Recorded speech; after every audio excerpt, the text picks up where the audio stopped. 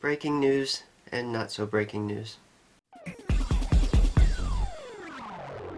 Well, some may call it heartbreaking news, but one consistent source of 3D movies in recent years has been Fandango at Home, formerly known as Vudu.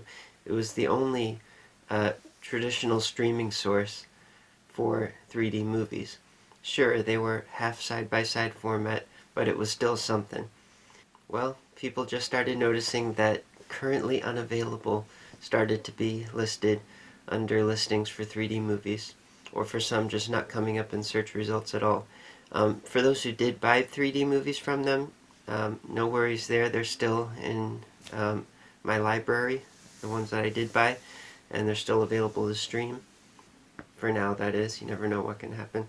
But if you haven't bought them already, it appears to be too late. For example, here's one example, Planes, Fire, and Rescue, a movie that was notoriously pretty rare on Blu-ray, and Fandango was an affordable source for it. But again, it also applied to very recent blockbusters, a number of them that were available affordably from this source.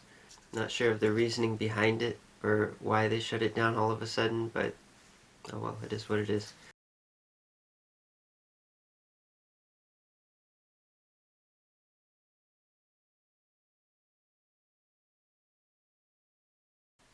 And now onto some new 3D products. But before that, a word about AWOL projectors. This is my current projector of choice. It's an ultra short throw, so you don't have to have it thrown from across the room, and the picture appears brighter because of that. It's 4K and 3D, so if you've got a 4K movie collection as well, this is a great choice for both. Using either their shutter glasses or my own DLP link glasses, the picture is spot on with great clarity, rich colors, no sync issues or ghosting. It can handle the toughest, strongest 3D content you throw at it. And if you use my referral link in the description below, you'll get a discount. So back to new 3D products. Samsung's 3D monitor that they have been teasing for some time now is available for pre-order. It's a 27-inch monitor. They say that it has a lenticular lens.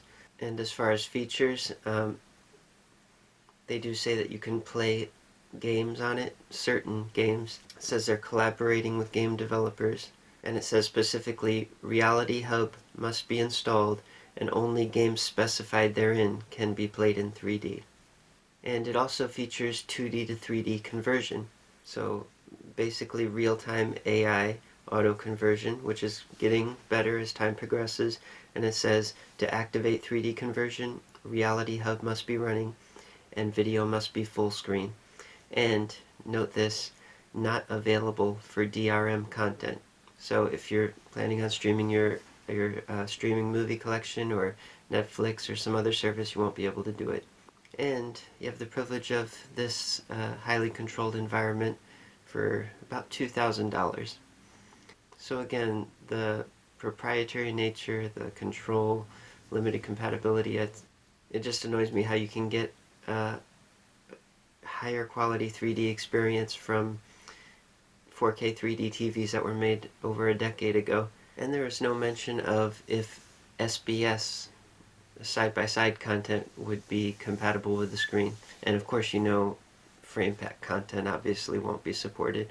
So you'd think they'd want to widen their audience, including like real 3D fans who have movie collections and things like that, but I'll pass. No real need for that. But if you're a gamer and if they end up having major games that people are interested in, but again, they're saying they have to work with game developers to make versions specifically for the screen, which is kind of unfortunate because it really doesn't have to be that way, as there are means out there for games to be natively rendered in 3D, even if they weren't intended for that purpose when they were sold.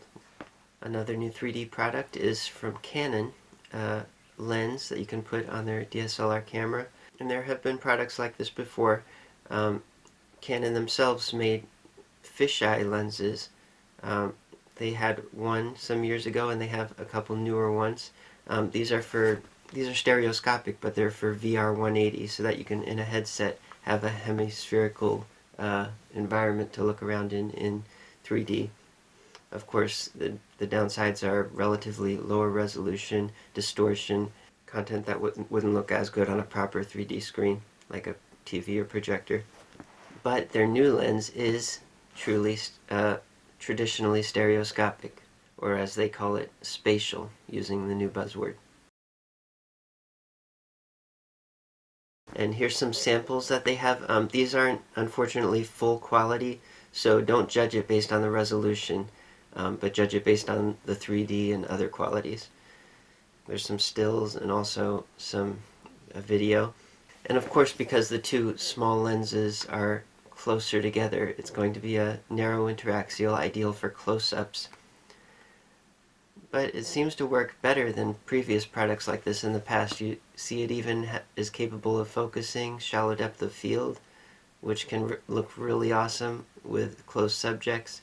The iPhone 15 and 16 is also ideal for this interaxial wise, but it's not ideal for it depth of field wise, because as I pointed out before, one eye, the good lens, is capable of shallow depth of field, and the other eye, the wide angle lens that's being cropped to match, is a consistent flat focus, so you got a mismatch.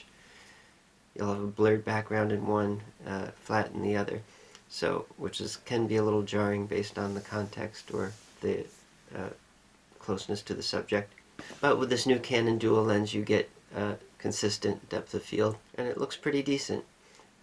So if you have a compatible Canon camera already, this new lens is under $500, depending on what kind of subjects you shoot. If you don't shoot a lot of landscapes, or this could work for you. Of course, personally, I recommend traditional 3D camcorders, which are still widely available on the used market, and the prices have dropped in recent months, again due to availability of new 3D products that dilutes the market. But these old by tech standards 3D camcorders are still among the best tools to have.